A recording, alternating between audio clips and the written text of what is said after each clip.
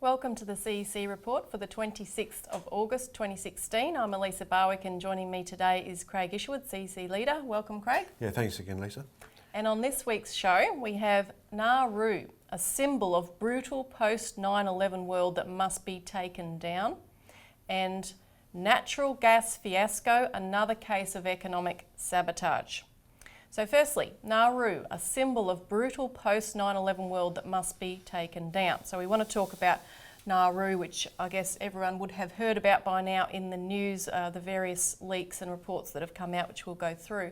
But in the context, we want to put it in the context of the broader global situation of wars, the refugee crisis, which has all really exploded since 9/11. And it's turned into a disastrous and completely inhuman situation, particularly with now a worse refugee crisis than World War II. And that we see the kind of degeneration in treatment and conditions for people equivalent to what we saw in the Nazi period, in that era. I think, Elisa, when I'm thinking about this particular issue, you can't take it out of the economic context that the world is in today. Yeah. If you go back and look at what's taken place since the 1970s, you've had an international policy which we've promoted, we haven't promoted, but we've exposed in terms of this policy from the Mont Pelerin Society, which we exposed in the 90s as being a secretive organisation, which came through into Australia and established a number of these right-wing think tanks that promoted the idea of privatisation, economic rationalism, the destruction of the nation state, and all those sorts of policies. Now, we've seen this sort of roll on, but not just here in Australia, right around the world. And you've seen the increase, the tremendous danger of the increase in speculation from the banking system, the fact that since basically the takedown of Glass-Steagall in the 90s, you've seen massive increases of speculation. And the entire world has become subject to these policies that have been driving the nation state and the idea of governments representing their people, in a sense, into the background. Now, this is what the terrorism is all about. This is what these concentration camps are all about. And Australia has an absolutely disgusting history of this. And also, people can't forget, we are part of the British Empire. The British colonial, were set up. We had political prisoners brought out to this country under duress. We had the slave galleys, basically galleys bringing prisoners to Australia. That's how we were founded. And that might be why we are running this fascist policy of containment and imprisonment of refugees better than anyone in the world. And in fact, Europe is considering, and there's been much discussion about whether Europe should follow our example. Well, I hope not, because the fact is that this fascist policy has been in train for a long time. We really did expose it back in 2002 when we had our new citizen, fascist police state or economic development, where we went through and we nailed, John Howard at that particular time. We put out this publication in 2004, Say No to Fascism in Australia, but I was just rereading it the other day. In 2004, the Sydney Morning Herald observed, this is the Sydney Morning Herald, saying, since 2001, the federal government has introduced 17 pieces of legislation which have restricted civil freedoms. In each case, the reason has been to enhance the state's power in the cause of fighting terrorism. Well, see, this is the backdrop upon which you've got an increase in all of these detention centres, these slave, what would you call them? Just, the pits of slavery, really. No, exactly. And of course, The Guardian leaked these 2,000 reports which gave people a little bit of a taste of what is going on inside these offshore detention centres. There were 2,000, we'll put it up on the screen because it visually has an impact, where for each of these boxes indicated on the screen, each of those are reports of assault, sexual abuse, self-harm, child abuse and other horrific conditions, and there's 3 years worth of those. These are all incident reports. And you've got examples of a child writing that she wishes for death, another child with a mother on a hunger strike who won't hug him, and he's developing sleep issues and psychological issues, etc.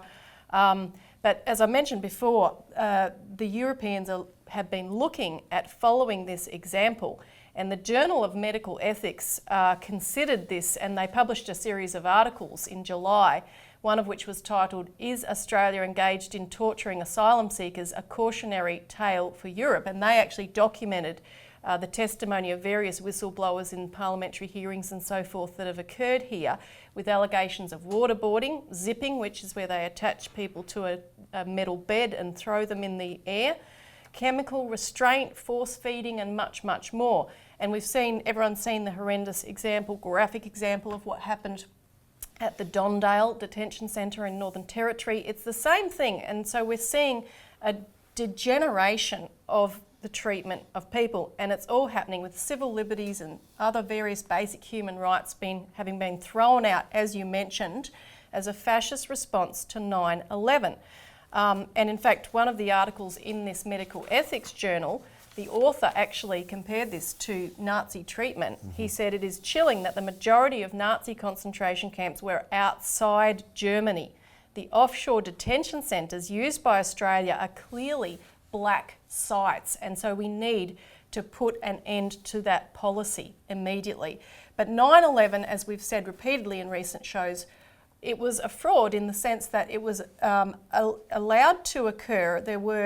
It was a Reichstag fire type event which allowed a policy which had been pursued by the Bush senior administration. Dick Cheney in particular pushed it to get an invasion of Iraq, to get a whole raft of regime change operations across the Middle East. And as we exposed recently in a magazine that we've published, which people can call in to get a copy of, if the truth about the main perpetrators behind 9/11 had been known, we never would have invaded Iraq and set that all up. Yeah.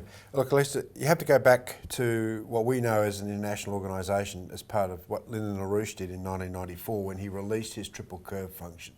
Now, this was saying that the entire financial system was in the process of exploding. In fact, his ninth forecast the imminent explosion or the disintegration of the world's financial system based on the huge amount of financial speculation at that point. This is 1994, so he released a triple curve function which showed the exponential growth of financial aggregates, which is derivatives and so forth. And at that point, actually come back into about early 2001, before 9/11, he stated very clearly publicly that there was going to be some sort of incident staged, like a Reichstag fire, in order to bring the sorts of policies in that were necessary to control populations in terms of a massive economic downturn or some sort of, to control populations. And lo and behold, we get 9/11.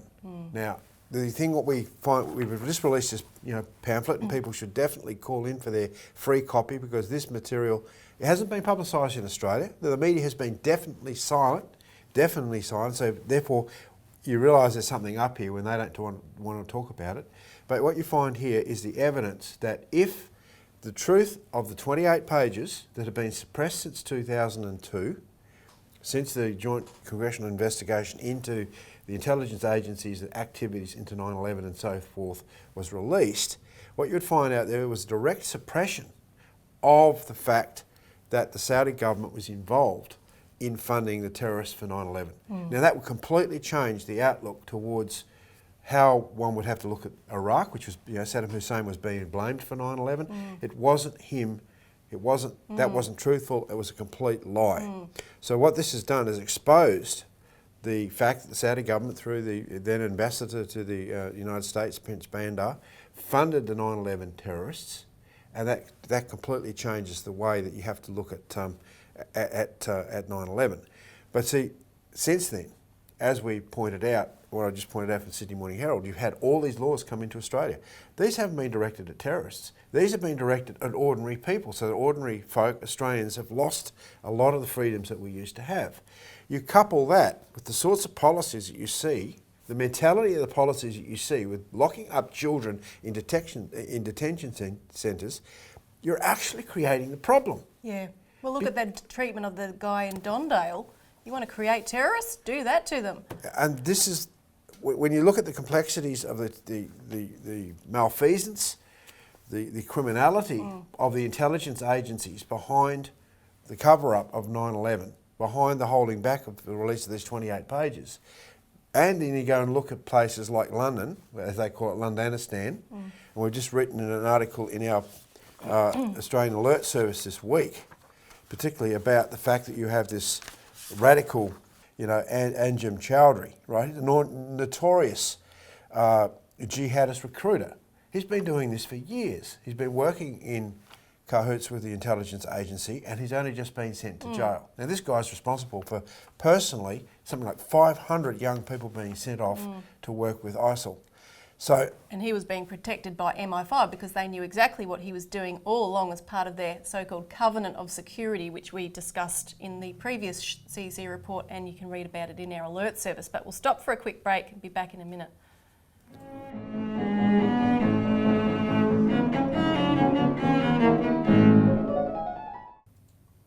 Welcome back to the CEC Report, where we're discussing Nauru and the worldwide refugee crisis. And I just want to reference a show that I happened to see on SBS on Wednesday night, Craig, which was called Frontline Doctors Winter Migrant Crisis. And this was obviously taken last winter in the Northern Hemisphere, and it was a documentary produced by British doctors Chris and Zand Van Tulleken, twin brothers. And what they did, it was fascinating because they followed the path that the refugees take when they leave, mostly from Syria, from Iraq, and some from Afghanistan, even Somalia.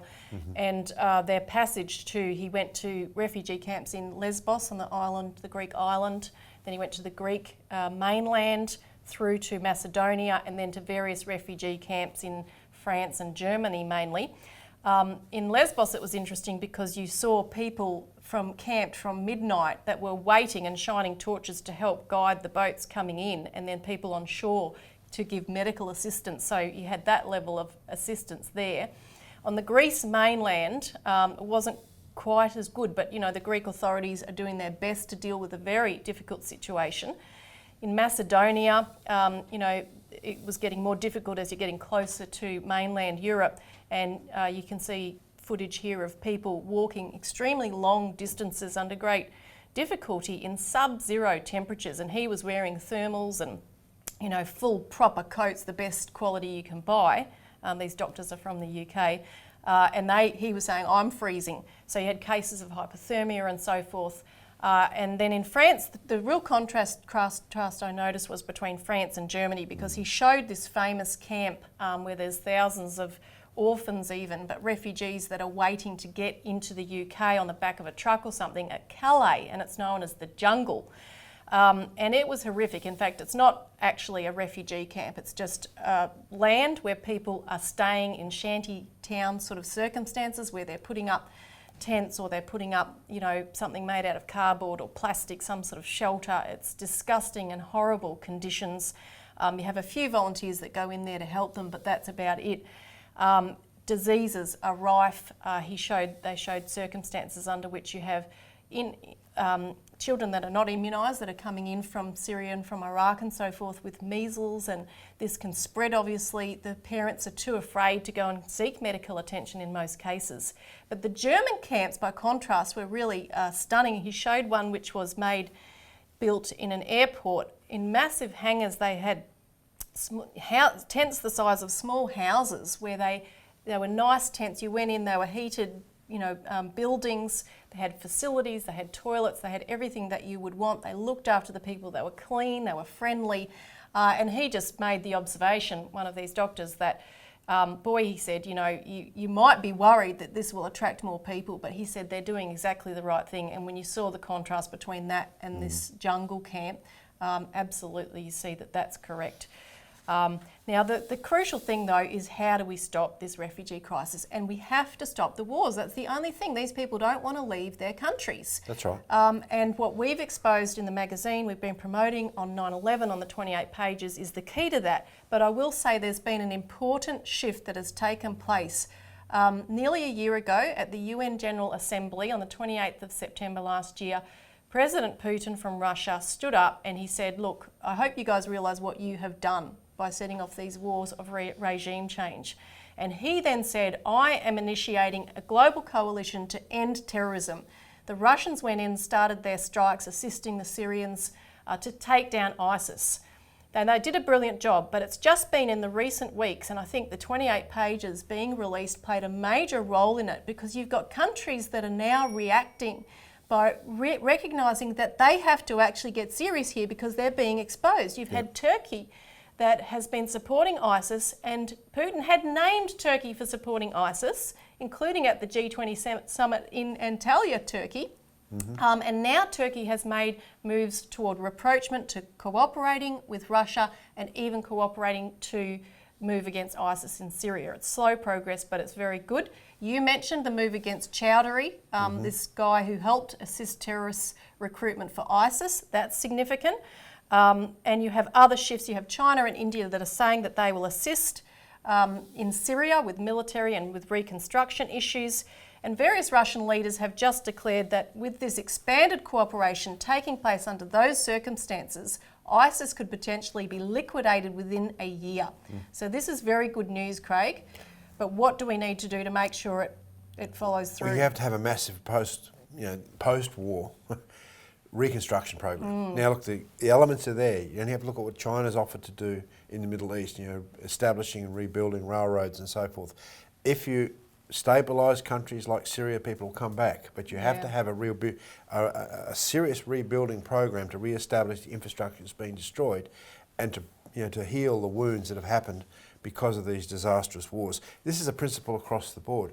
Get rid of this idea of this regime change, responsibility to protect idea, bring back the idea of collaboration between nation states, sovereign nation states for the benefit of the internal populations, and you'll have a completely different war. That means you have to deal with the financial system. No more of this speculative, rubbish that we've had, from the City of London and Wall Street. You've got to go with Glass-Steagall. We've got to re-regulate the banking system, and then each country should be able to emit large amounts of its own currency to fund these sorts of programs, and then have collaborative, also collaborative relationships between countries, like through the new financial institutions that have been established through BRICS, like the new development bank and so forth. Exactly, and I was going to say China is actually pushing this because they are hosting the G20 this year.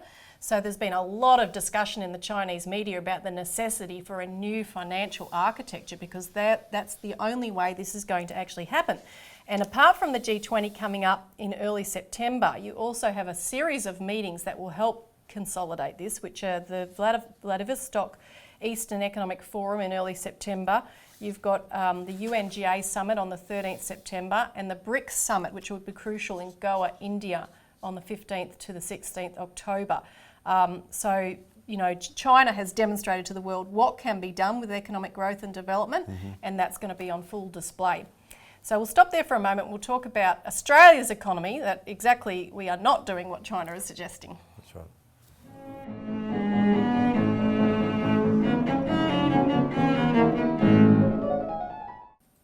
Welcome back to the CEC Report. Natural gas fiasco, another case of economic sabotage. Now, we reported on this show a month or so ago, and we had a press release in July on this regarding the South Australian electricity market and the fact that they've shut down the last of the coal-fired power plants. This is part of the renewable energy targets and so forth. But of course, electricity prices have skyrocketed, making it very difficult for industry to continue operating, and you had very big businesses that were considering moving or shutting down. So our economy, it's bad enough already, but our government seems to be doing everything in its power to make it more and more impossible for industry to operate. And we now have another example of that, which is the LNG, the liquefied natural gas market. And the media has been reporting in the last week or so that major industrial gas buyers are considering importing LNG. Now, from America, this is insane when you consider the fact Australia is the second largest exporter of LNG, and we're soon to overtake the first largest exporter, Qatar. But yet here in Australia, we are paying the highest price for gas on the planet. So what's going on? Well, one factor is you have this cartel of BHP, Santos, Origin and Shell who are colluding to keep the price high. The government blames the issue on the so-called international price, which is what they always do. However, we saw a case example where Japan which is our biggest export market for the gas, their spot price was recently 60% lower than what we were paying on the same day. Now that changes all the time, but it doesn't make sense because, you know, we have to actually, if you consider the cost of our liquefying it and then transporting it all the way to Japan, how can they be paying 60% less than what we would be paying on our market? I mean, it just doesn't make sense. And the chairman of Manufacturing Australia, Mark Chellew, mooted the idea that, as you said, it would be cheaper for us to import gas from the United States. The way things are going, by 2018, it will cost 1/3 less to buy it from America. He said if we got to that stage, it would be a major fundamental policy flaw of all governments. It is a flaw that we've got to the stage of having to even seriously consider it. So what's the issue that needs to be addressed here, Craig? Well, I think the Australian government should stop being part of the cartel. I mean, effectively, it's facilitating the rip-off of Australian people. We need to nationalise our national resources and actually have them available for the development of industry at the cheapest possible prices. I mean, gas is one very important aspect of some of the power stations that we have. But again, when I introduced this segment, or the program, I was talking about the policies that we've had in this place for the last 40 years. This is a policy of privatisation, of economic rationing, selling off the family silver, selling off the nation's assets to private enterprise. And the problem we have, Elisa, is that within our parliament we have very, very little creativity when it comes to projects that support and develop the physical economy of our nation. I've been speaking to various business people and entrepreneurs around on rail projects. They are totally and utterly frustrated with the stupidity of the government, the lack of direction, the inability of them to actually see or take a position to develop the physical assets of our nation and actually value add them. I mean, in most cases, people are happy. Well, we even have difficulty trying to get our raw materials out because of a lack of infrastructure. But the fact is there's no real commitment to taking what we already have, our God-given, coal deposits and steel and so forth, and actually value-adding these things, or alumina, value-adding them into aluminium, producing these sorts of industries. Instead, we just basically flog it off and we lose all the value from those particular industries. And the problem is that there's no visions across the parliament of today. Maybe that's going to change with this new parliament. I don't know. I just know there's a lot of frustration in the parliament, in the country today, about the lack of any real vision for our country, about developing our country with the sort of resources that we have. And this is another typical example. Flog it off as quickly as you can to the highest bidder, and to hell with the Australian consumer. No, and we've got a gold mine at our northern doorstep in terms of what China is doing with the One Belt, One Road and the Silk Road project. We've been invited to participate in this, but it's going to take some preliminary development of our nation, looking at things in a different way, challenging the consensus on deregulation, free trade, and having the courage to actually, for politicians to actually stand up and actually admit that and say, all right, we need a change. So I think though, Elisa, we're only get the politicians that we elect, so people need to become a bit more informed. Exactly. So contact us for a copy of our weekly publication, the Australian Alert Service, and tune in again next week for the CEC Report.